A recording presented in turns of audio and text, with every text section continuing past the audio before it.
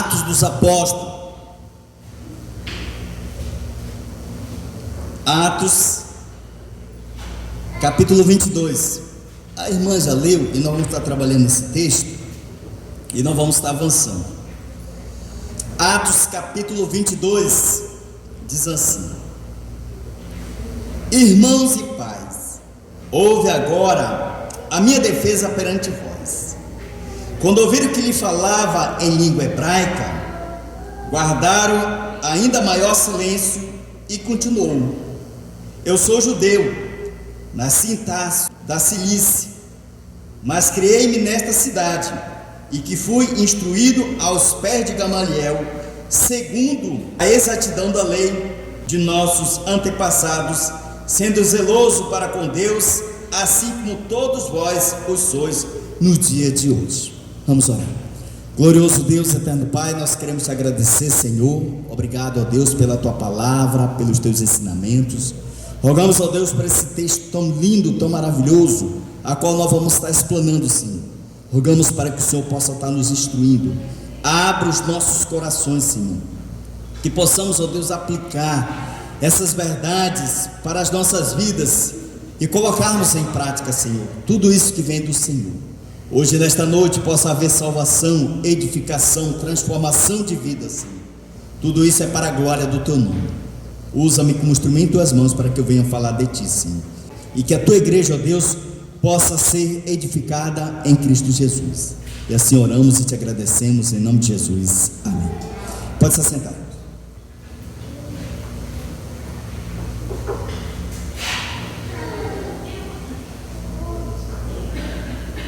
Meus irmãos, como nós vemos a injustiça, como nós vemos pessoas sendo injustiçadas, sendo levado ao tribunal, sendo levado à prisão,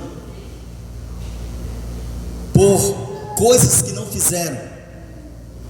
Jesus Cristo foi a um tribunal por algo que ele não cometeu.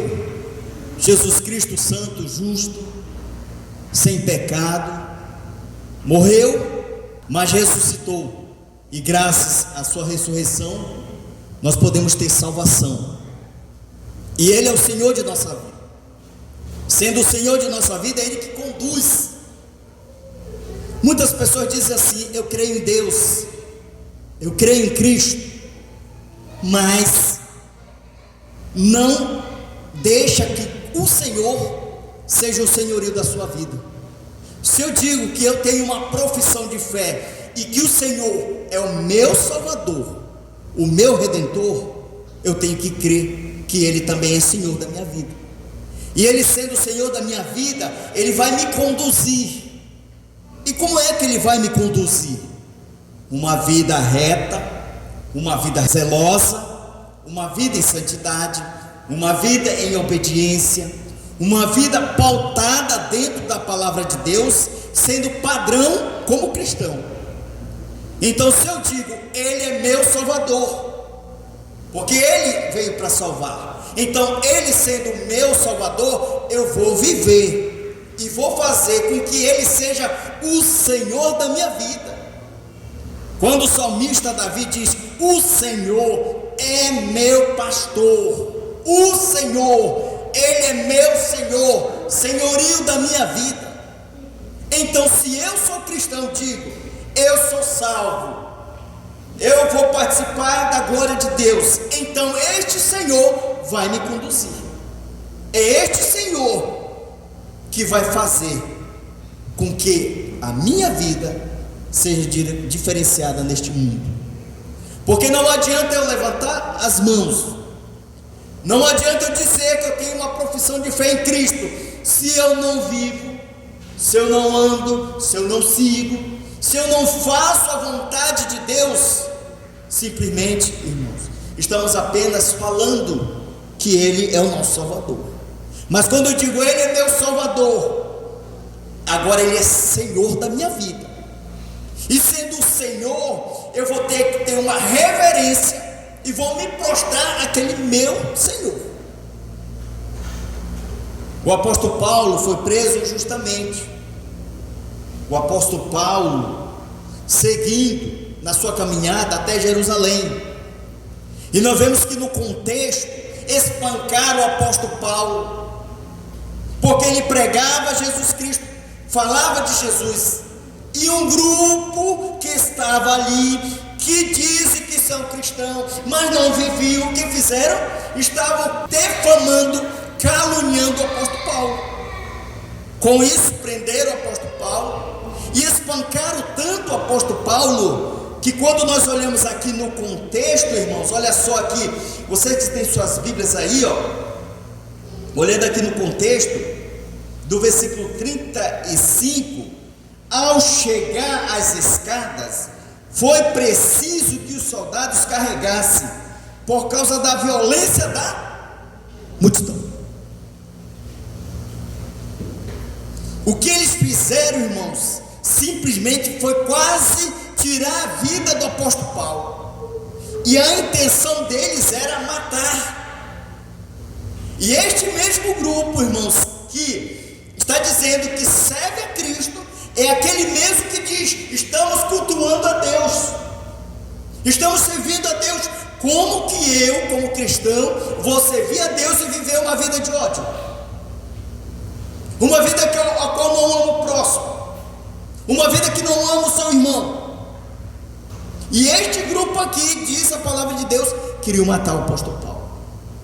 Por quê? Porque ele pregava a verdade, estava falando a verdade. Muitos de nós não gostamos de ouvir a verdade, mas a verdade tem que ser dita. Se nós estamos errados, se nós estamos fazendo coisas erradas, precisa falar a verdade, para que através da verdade eu possa reconhecer e me voltar para o Senhor. Hoje nós estávamos falando pela manhã sobre arrependimento. Como é que nós vamos pedir perdão de Deus se nós não temos aqui na nossa consciência que nós somos culpados pelo pecado que cometemos?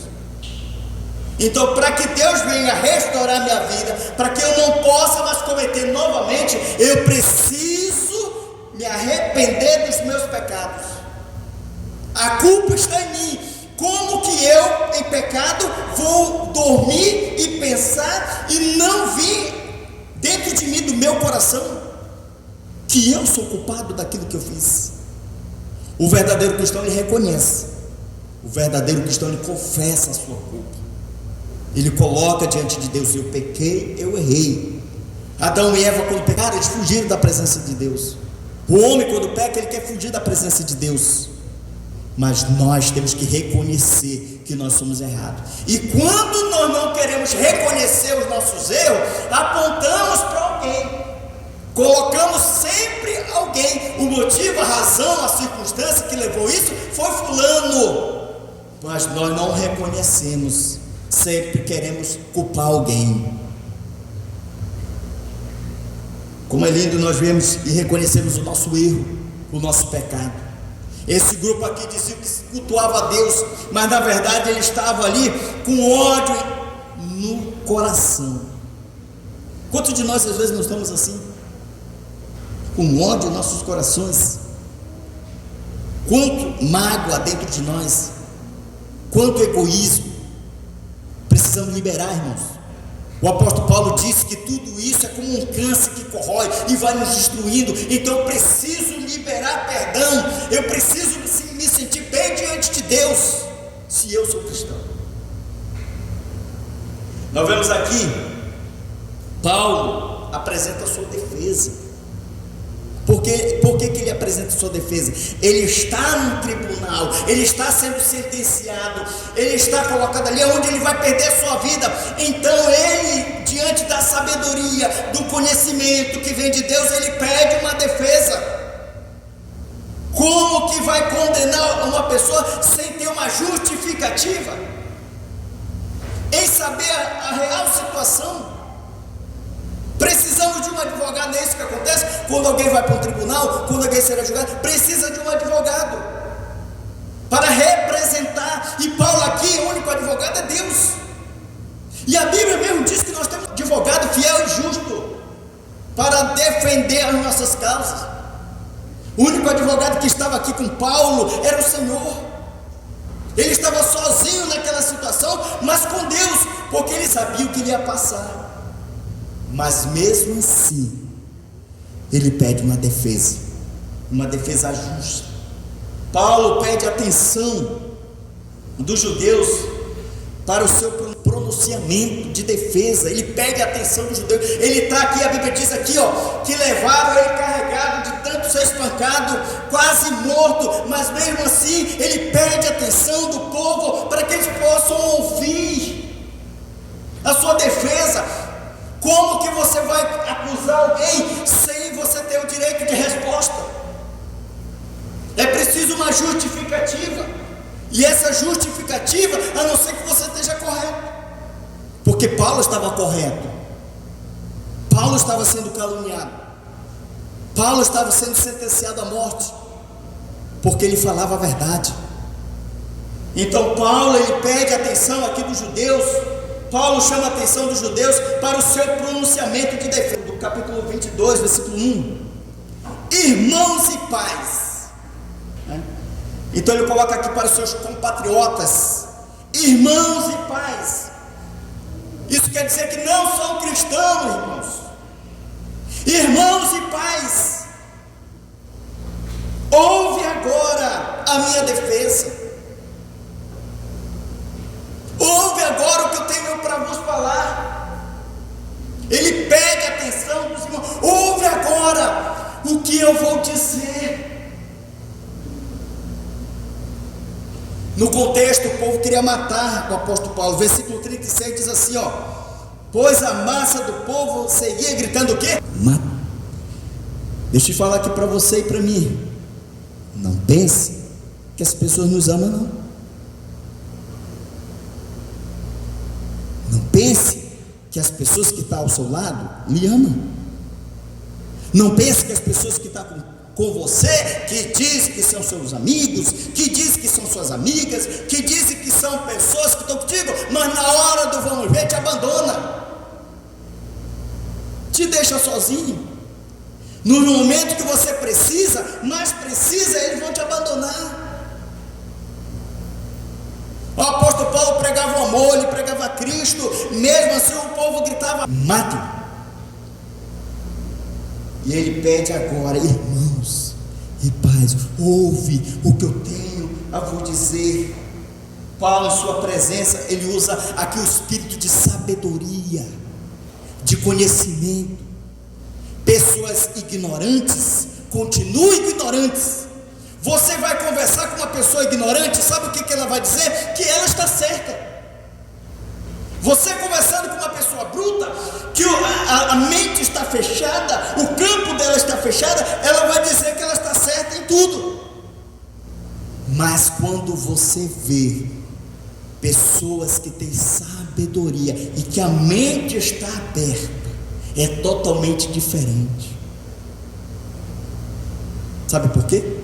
Porque quem dá a sabedoria é Deus. O Espírito Santo do Senhor ilumina e ele nos capacita de sabedoria. E Paulo, sabe por quê? Ele é um homem sábio, porque ele tinha muito conhecimento, ele era estudado.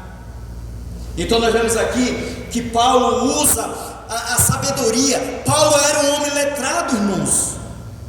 Ele falava em grego, ele falava em hebraico, ele falava em aramaico. Era um homem que tinha conhecimento das línguas. Ou seja, não era qualquer pessoa.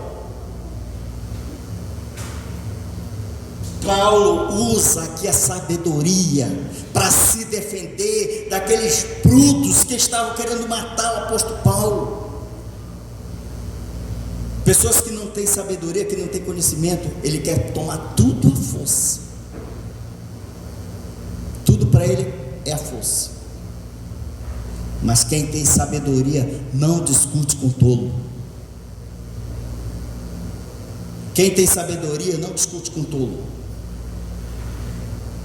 Porque não adianta. Não adianta você se justificar diante de tolos. Pessoas que já estão com uma mente formada. Não é assim que muitas pessoas já estão com uma mente formada. Você vai discutir, é mesmo que nada. Não quer dar ouvido. E conhecemos muitas pessoas assim.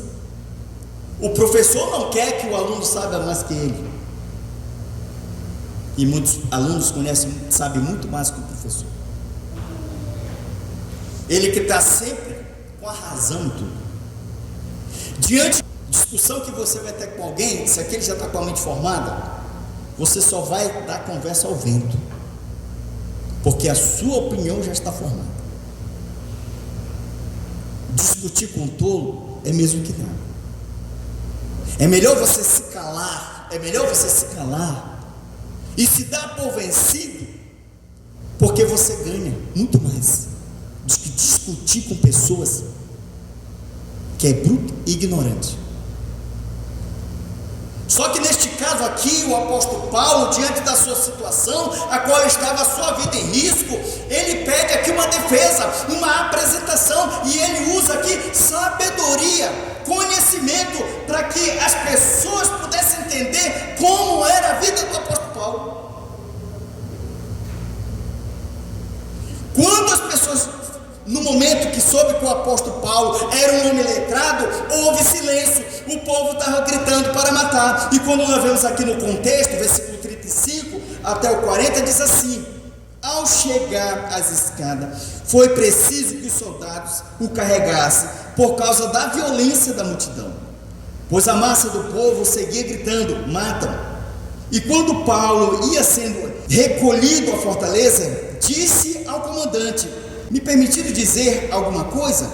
Respondeu ele: sabes, ó grego, não és tu porventura o egípcio que há tempos sobrelevou e conduziu ao deserto 4.000? Respondendo Paulo: eu sou judeu, natural de Tarso, cidade não significante da Cilícia, e rogo-te que me permita falar ao povo. Obtida a permissão, Paulo, em pé na escada, fez a mão sinal ao povo. Fez-se grande silêncio, e ele falou em língua hebraica, dizendo, e ele vai dizer aqui, já continuando: irmãos, pais. Ele estava falando em grego e agora ele fala em hebraico. E quando ele passou a falar em sabedoria na língua hebraica, o povo ficou em silêncio, porque ele sabia que aquela pessoa não era qualquer um. Era um homem eloquente, um homem que tinha conhecimento, um homem que sabia de muitas coisas. Então ele usa aqui o poder da sabedoria que Deus concede para desequilibrar o povo, aqueles que estavam lhe caluniando. Por isso fica aqui para todos nós, irmãos, diante de uma situação, seja sábio, não se troque com tolo. Diante de uma situação que você está passando, entregue nas mãos de Deus. Coloque Deus para agir essa situação que você está enfrentando. Tenha sabedoria. Não deixe Ele tomar a frente desta situação. Mas com a sabedoria que vem de Deus, você vai saber conduzir. Você vai saber dar resposta na hora certa, no momento exato. E na hora exata, no momento certo, Deus vai agir. Seja sábio. Por isso que quando nós olhamos ali Provérbios 14, a mulher sábia edifica a sua casa, a insensata derruba com as próprias mãos. A mulher sábia edifica a sua casa. A pessoa sábia que tem sabedoria edifica, constrói, sabe conduzir, sabe trabalhar, sabe fazer todo um plano elaborado diante da presença de Deus. Então Paulo aqui ele usa o poder da linguagem. Paulo aqui ele fala em hebraico, e o povo ficou em silêncio. Houve, como diz aqui o texto, grande silêncio. Isso quer dizer o quê? Que o povo começou a ouvir, porque o que ele ia discursar aqui era coisa importante. Então nós vemos aqui o apóstolo Paulo, ele usa de sabedoria diante da situação. Fica aqui também essa lição para todos nós: seja sábio diante da situação que você está passando. Não discuta com pessoas tolas. A defesa de Paulo, irmãos, Paulo em seu discurso, ele cita alguns pontos fundamentais onde Cristo o chamou através da sua conversão. Paulo agora vai citar pontos fundamentais a qual onde Deus ali chamou ele, e agora ele chama a atenção dos judeus. E quando nós vemos aqui, ele vai citar de como é a sua vida. Muitas das vezes as pessoas estão te acusando, estão falando de você sem te conhecer, sem saber da sua história, sem saber do seu estilo de vida, sem saber de como você é. O teu perfil, como é o teu perfil, como é o teu caráter, de qual linhagem, de que descendência, quem é teu pai, quem é tua mãe, que bairro tu mora, cidade onde você mora, teu perfil vai dizer como você é. E dentro de uma sociedade as pessoas te conhecem. E Paulo agora, dentro da sua defesa, ele vai mostrar o seu perfil, de como ele era e de como ele é agora. Na nossa cidade aqui, todo mundo nos conhece. Deixa eu dizer aqui para todos nós: você pensa que não, que ninguém conhece você? Tudo que nós fazemos aqui, todo mundo sabe. Pastor, mas o que povo para se preocupar com a minha vida? Todo mundo se preocupa com a vida dos outros. Todo mundo sabe quantas vezes tu passa na rua indo e voltando. Todo mundo sabe quando tu vai ali no comércio ou volta. Todo mundo sabe onde tu vai, para cá, vai para ali. Todo mundo sabe a hora que tu sai e a hora que tu chega. Todo mundo sabe, ainda mais aqueles que, por exemplo, ficam aprontando por aí. Todo mundo sabe. Todo mundo sabe, porque todo mundo conhece a vida dos outros. Só que tem uns que dizem: eu não tenho nada a ver com a vida dele, mas todo mundo sabe. Então muito cuidado com aquilo que anda fazendo por aí, porque as pessoas sabem, e uma hora vem à tona, e quando vem à tona, a consequência vem, e a cobrança vem.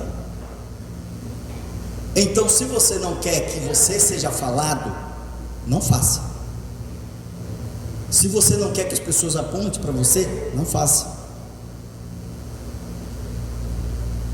Viva a sua vida com retidão. Imagine, irmãos, nós já procuramos viver uma vida reta, tem tanta gente se preocupando.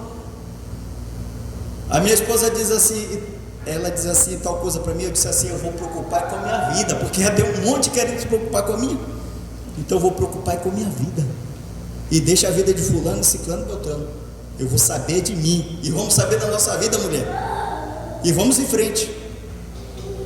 É nesse sentido. Então todas as pessoas sabem o teu perfil, sabe aonde você mora, sabe aonde você trabalha, sabe quem é teu esposo, sabe quem é tua mulher, sabe quem é teus filhos, sabe aonde você estuda, sabe o que você faz, porque a nossa vida é um raio-x, é um livro aberto. Então Paulo, em sua defesa, ele vai dizer aqui de onde ele é. Ele está dizendo aqui: eu sou judeu. O povo não estava ali querendo matar, então ele diz aqui para os seus patriotas: eu sou judeu natural.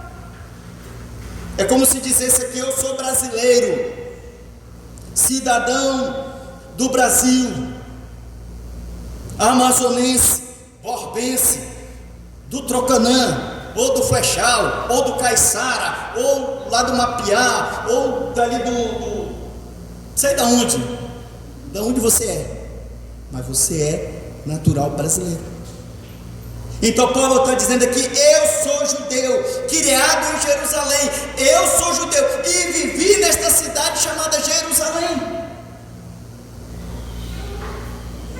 E ele continuava dizendo assim: eu fui instruído aos pés de Gamaliel. Quem é Gamaliel? Um rabino, um homem cheio do conhecimento. O texto diz isso, vamos lá, versículo 3, diz assim: eu sou judeu, nascido em Tarso da Cilícia, cidade muito importante ali, mas criei-me nesta cidade, a cidade de Jerusalém, e aqui fui instruído aos pés de Gamaliel, segundo a exatidão da lei de nossos antepassados, sendo zeloso para com Deus, assim como todos vós o sois no dia de hoje. Irmãos, ele está dizendo aqui: eu fui instruído no melhor homem que tinha conhecimento. Quem é? Gamaliel.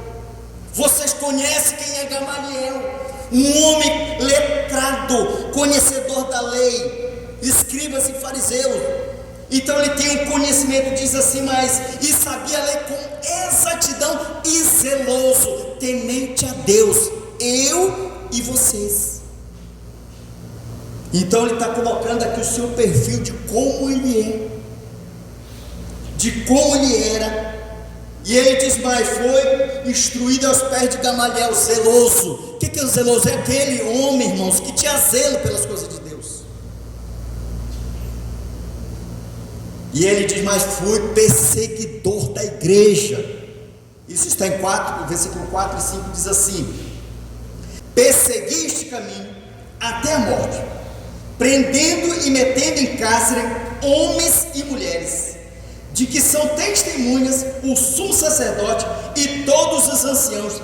Deste recebi cartas para os irmãos, e ia para Damasco no propósito de trazer manietados para Jerusalém o que também lá estivesse, para serem punidos. Ele está dizendo aqui, eu fui perseguidor deste caminho. A palavra caminho aqui está em letra maiúscula, perseguidor da igreja de Cristo. Pegava mulheres e homens e metia no cárcere e pedia carta para aprisionar aqueles que seguiam a Cristo. Ou seja, ele está dizendo, eu persegui a igreja do Senhor, eu persegui os irmãos, eu persegui aqueles crentes. Ele está dizendo, tudo isso que vocês estão fazendo, eu fiz, porque eu era perseguidor antes de ser convertido. Paulo aqui está dando um testemunho da sua defesa de como ele era. Ele diz, eu sou judeu igual a vocês.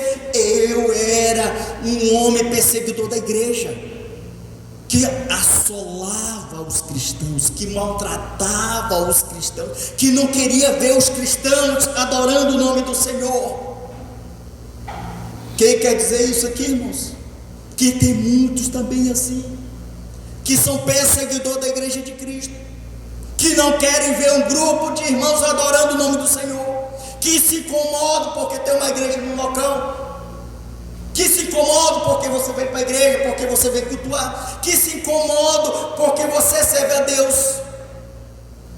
Pessoas mesmo que estão à sua volta perseguem você, falando porque agora você não está mais junto com eles, porque você não compactua mais com eles, porque você não anda mais em festa, em bebedice, em orgia, coisas que faziam antes, porque a transformação de cristão é diferente. Fazíamos quando não conhecíamos Cristo, mas agora que conhecemos, não andamos mais. Então as pessoas perseguem-nos. Eu sempre digo, e a gente vê realmente que muitas das mulheres que são crentes e que o marido não é crente, e que ele diz, tu não sai mais da igreja, tu passa tempo na igreja, o que tu faz lá? E tu não pensa que eu vou ser crente, que eu não quero esse negócio de ser crente, e começa a se perseguir dentro de casa. Não vem com essa história. O que esses crentes tanto fazem? E por aí vai, porque as pessoas não querem servir a Jesus Cristo, e aí vão começando a perseguir, e vão começando a falar. Mas aí eu vou dar crédito para isso? Não. Por que eu não vou dar crédito? Porque o importante é a minha vida com Deus. Graças ao Senhor. Quando falar isso, você dizer graças ao Senhor, porque eu saí dessa vida a qual eu estava antes, uma vida depravada, uma vida de orgia, uma vida de bebedice, de farra, de curtição. Hoje nós estamos aqui domingo, mas quantas pessoas não estão nos bares? Quantas pessoas não estão por aí acabando com a sua vida, acabando com as famílias, destruindo seus lares, destruindo famílias? Quantas pessoas não estão por aí e acham que estão bem? E aí o que eles fazem? Quando vê um crente passando, olha lá, os crentes vão passando, indo para a igreja, fazer o quê? Mas não se preocupe com isso, porque o mundo que não conhece o Senhor vai perseguir e vão falar mal. E o apóstolo Paulo estava falando isso, eu fui perseguidor da igreja, falei mal da igreja. Então você também que se falar mal da igreja, está falando mal de Cristo, porque a igreja é de Cristo, a igreja é do Senhor, e é com ela que nós temos que tratar com zelo, é com ela que nós temos que tratar com carinho, porque é a menina dos olhos do Senhor, a igreja é de Cristo, a igreja não é nossa. Então Paulo está dizendo aqui, fui um homem perseguidor, persegui a igreja. Paulo, em seu discurso, ele fala a respeito da sua conversão. Agora ele diz como foi que Cristo converteu ele. Eu, olhando aqui biblicamente através da palavra de Deus, é uma das histórias mais lindas de conversão que nós vemos. Sabe por quê? Porque Paulo diz: eu era insolente, persegui a igreja, e agora Deus transformou. Quem sabe você não era desse? Que falava mal da igreja, que perseguia a igreja de Cristo, falava mal dos cristãos, e agora está aqui para a glória do seu nome, amém? Louvando o nome de Deus. Quantos de nós não falamos? Aí Paulo agora ele vai falar da sua conversão, o que Deus fez na sua vida. Ele diz agora, versículo 6: ora, aconteceu que indo a caminho, e já perto de Damasco, quase ao meio-dia, repetidamente, grande luz do céu brilhou ao redor de mim. Então caí por terra, ouvindo uma voz que me dizia: Saulo, Saulo, por que me persegues? Perguntei: quem és tu, Senhor?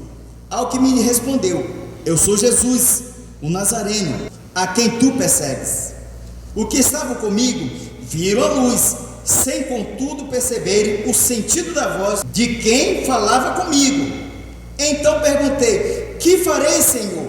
E o Senhor me disse: levanta-te e entre em Damasco, pois ali te dirão acerca de tudo que está ordenado a fazer. Ou seja, vão instruir agora o apóstolo Paulo, e ele fala a respeito da sua conversão, que ele ia à estrada de Damasco, e agora ele encontra ali o Senhor, e uma grande luz. Ele faz uma referência aqui, meio-dia. Quem é que vai para o trabalho e quando volta meio-dia? Sol escaldante, um sol de rachar a cabeça, e ali meio-dia, uma grande luz, mostrando a glória de Deus que é imensa. Então Paulo ali, indo na estrada de Damasco, ele fica cego, e ele pergunta: quem és tu, Senhor? E o Senhor responde: eu sou o Senhor, a quem tu me persegues. Eu sou o Senhor, o Nazareno, a quem tu me persegues. E naquele momento ele fica cego, e agora o Senhor vai instruir, e ele diz: o que eu farei? O que eu vou fazer agora? E ele é conduzido pelo povo, levado pelas pessoas que estavam com ele. Então nós vemos aqui a salvação, a conversão do apóstolo Paulo. Um homem que era perseguidor da igreja de Cristo, ele tem um encontro com o Senhor, ele cai com o rosto em terra. Ele reconhece os seus pecados, ele reconhece os seus erros, ele reconhece que ele era um homem que perseguia a igreja de Cristo. Agora o Senhor vai fazer a vida de Paulo totalmente diferente. A vida do apóstolo Paulo é a vida de muitos de nós, que antes nós éramos perseguidores, que agora nós somos cristãos, e é por isso que nós estamos aqui. Nós não estamos aqui passando o tempo, nós não estamos aqui porque nós queremos, nós estamos aqui por obediência àquele que salvou nossas vidas. Nós estamos aqui cultuando ao Deus vivo, em obediência ao Senhor, aquele que nos salvou, aquele que nos dá uma nova vida, uma eternidade regenerada em Cristo Jesus, em obediência a Cristo. Porque a conversão, irmãos, é um trabalho exclusivamente de Deus, é Deus que faz a obra. O apóstolo Paulo não queria Deus. Para onde ele ia? Matar os cristãos. Ele ia contra Deus. E agora Deus vai agora ter encontro dele, faz com que ele caia em rosto em terra, faz com que agora ele reconheça, e agora ele se converte ao Senhor. E quando a escama cai dos seus olhos, irmãos, isso está dizendo que ele agora passa a ver uma visão espiritual. Que quando o homem não conhece ao Senhor, é porque os seus olhos estão ainda cobertos com uma escama. Sabe por que as pessoas falam mal de nós? Porque os seus olhos estão vendados. Sabe por que quando o Senhor diz que o mundo vos odeia? É porque os olhos estão vendados. Quando se converte a Cristo, caiu a escama, agora tem uma visão espiritual, ele passa a enxergar diferente. Vocês acham que toda obra que vocês fazem, todos nós fazemos aqui, é porque nós queremos? Não, é porque nós entendemos que nós somos agora obedientes ao ensinamento do Senhor. Agora nós servimos a Cristo em obediência, em compromisso com a minha vida. Quando nós olhamos aqui, vamos lá para Romanos capítulo 12, você tem sua Bíblia aí?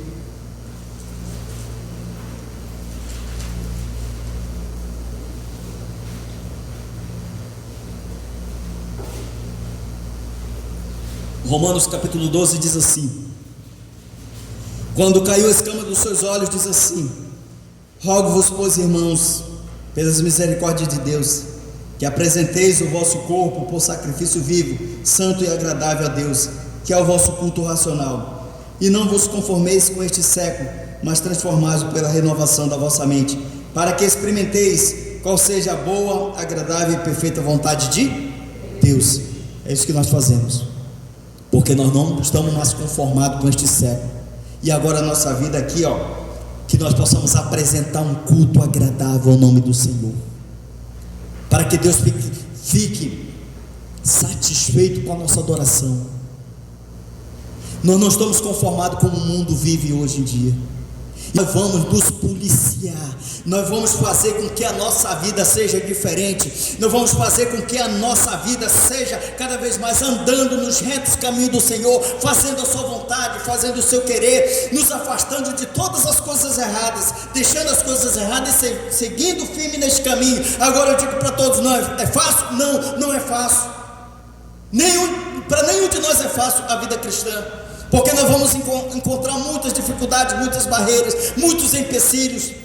Muitas pessoas vão falar de nós, muitas pessoas vão nos caluniar, muitas pessoas vão querer tirar a nossa paz, muitas pessoas vão querer testar a nossa fé, muitas pessoas estão aí para nos barrar. Mas quando nós olhamos aqui, que nós não nos conformamos com este século, e eu vou apresentar um culto que agrade em nome do Senhor, eu não estou nem aí para o que fale de mim, eu não vou dar crédito ao que as pessoas estão dizendo, eu vou servir ao meu Deus. É esta a vontade que Deus quer, que você busque a Deus cada vez mais, que você tenha fé no Senhor, porque nossa vida, irmãos, eu sempre repito aqui, é um altos e baixos. Se você não buscar o Senhor, a tua vida, a tua fé vai esfriar. Você vai ter um abatimento, uma tristeza, você não vai ter prazer de louvar, você não vai ter prazer de engrandecer, você não tem prazer de ler a Bíblia, não tem prazer de orar, você não tem prazer de falar de Cristo, você não tem nem prazer de cultuar o nome do Senhor, você não tem prazer nem de acordar cedo para vir à escola bíblica, você não tem prazer nem de vir aos domingos à casa do Senhor. Sabe por quê? Porque o mundo vai nos afogando com as coisas e as circunstâncias desse mundo, vai nos pegando cada vez mais. E se nós não nos voltarmos para a palavra de Deus, como o Senhor disse, que a fé de muitos vai esfriar, a fé de muitos vai esfriar, porque o amor de muitos vai esfriar. Então eu, como cristão, eu tenho que viver para o Senhor, e eu mesmo tenho que ter compromisso com Deus. É fácil? Não é, mas é você e Deus. Não importa se aquelas pessoas não querem servir a Deus, o importante é você. Você que é mulher, que seu marido não vem para a igreja, você está fazendo uma boa parte, quer vir à casa do Senhor, porque o seu esposo não quer vir. Por que não quer vir? Porque está com frieza e não quer servir a Deus. Ou você que é marido, muitas das vezes a esposa não quer vir porque ela não quer saber de Cristo, e é uma luta, porque eu tenho certeza que todos nós que estamos aqui queremos a nossa família na igreja servindo ao Senhor, porque todos nós que estamos aqui queremos a mulher do lado, todos nós que estamos aqui, o homem quer a esposa do lado, e a esposa quer o marido do lado, e quer os filhos também, porque essa é a vontade do crente, se aproximar mais da imagem de Deus, ser parecido mais com o Senhor na adoração. Por isso que nós estávamos falando aqui para os irmãos, que nós estávamos cantando Rompendo em Fé. Isso mostra, irmãos, que a nossa boca aqui é para engrandecer o nome de Deus. Isso mostra a nossa aproximação com o Senhor. E louve mesmo o nome do Senhor, engrandeça o nome do Senhor. Pastor, eu não sei louvar, eu não sei cantar, mas você está cantando de coração para Deus, você está chegando próximo do Senhor. Por isso que eu lancei o desafio. Sabe por que eu lancei o desafio? Porque domingo a gente está aqui. Porque eu quero que você sinta a presença de Deus nos louvores. Porque eu quero que vocês sintam a vontade de enaltecer o nome de Deus. Eu quero que você sinta cada vez mais o Espírito Santo inexprimível na adoração, que é tão lindo quando nós enaltecemos o nome do Senhor, quando nós engrandecemos a Deus. Isso é fácil? Não é fácil. É uma luta que você vai ter todos os dias. Amanhã é segunda-feira. Muitos de nós não vai ter vontade nem de levantar para ir para o trabalho. Mas nós temos que ir porque nós temos compromisso. Tem muitas das pessoas que questionam do trabalho. Mas quero dizer uma coisa: enquanto você está se queixando, tem muita gente que está desempregada e querendo um trabalho. Tem muitas pessoas que reclamam porque estão vivos, e tem muitas pessoas que estão partindo. Então agradeça a Deus por estar vivo. Tem muitas pessoas que questionam por que a nossa família está desse jeito, e tem muitas pessoas que querem a tua família, porque na visão deles a sua família é melhor que a dele. Então busca o Senhor, coloque diante de Deus a tua vida. Senhor, me dê coragem, me dê força todos os dias, Senhor, para te servir, para te seguir, porque não é fácil, irmãos. E se você não tiver essa injeção de ânimo, você vai desanimar. Sabe por que hoje é muito desviados? Porque vão perdendo as forças. E a Bíblia diz, como aquele filho pródigo, é difícil de voltar, a não ser que seja tocado pelo Espírito Santo para voltar de novo para o caminho do Senhor. Então você que serve a Cristo, não deixe você cair no erro e se desviar do caminho do Senhor. Volte-se para o Senhor antes de acontecer uma desgraça na sua vida, antes de acontecer uma tragédia, antes de tirar a tua paz, a tua alegria de servir o Senhor. Então venha para o Senhor. Você que é crente, pastor, eu não estou muito bem não, pastor, a minha vida não está bem. O que eu devo fazer? Confie em Deus, creia no Senhor. Aquele que começou a boa obra há de completar até o final. Pastor, mas as barreiras estão tão grandes. Mas lembre-se que não há gigante para um Deus que nós temos. Pastor, mas eu ainda não consigo vencer. O que eu devo fazer? Continue crendo no Deus Todo-Poderoso, que é o Deus do impossível, que pode todas as coisas. No momento certo, no tempo certo, Ele vai agir por você, pela tua família, pela tua casa, na tua vida. Pastor, isso está me dando um ânimo agora. O que eu devo fazer? Continue crendo no Senhor, e leve essas palavras para outras pessoas também, porque você na tua caminhada vai encontrar pessoas tristes, desanimadas, que precisam de um conselho, que precisam de uma palavra de incentivo. E você que ainda não creu em Jesus, que ainda não professou a fé em Cristo, se arrependa dos seus pecados, se converta a Cristo, entregue sua vida a Jesus, que Ele vai te salvar, te dar uma vida eterna, e você vai morar para sempre com o Senhor. Amém? Que Deus nos fortaleça nessa noite, que Deus nos encoraje, você possa ter uma noite de descanso, uma semana abençoada, uma semana com alegria, diante da presença desse Deus tremendo, que é um Deus glorioso, um Deus que pode todas as coisas. Alguém quer uma oração toda especial? Amém, amém, amém, amém, amém, amém, amém, amém, amém, amém, amém, amém, amém, amém, amém, amém, amém, amém, amém, amém. Meus irmãos, você que fez o seu pedido hoje, coloque diante de Deus a tua petição. Deus sabe o que você está pedindo, eu não sei, mas Deus sabe. Então vamos ficar de pé.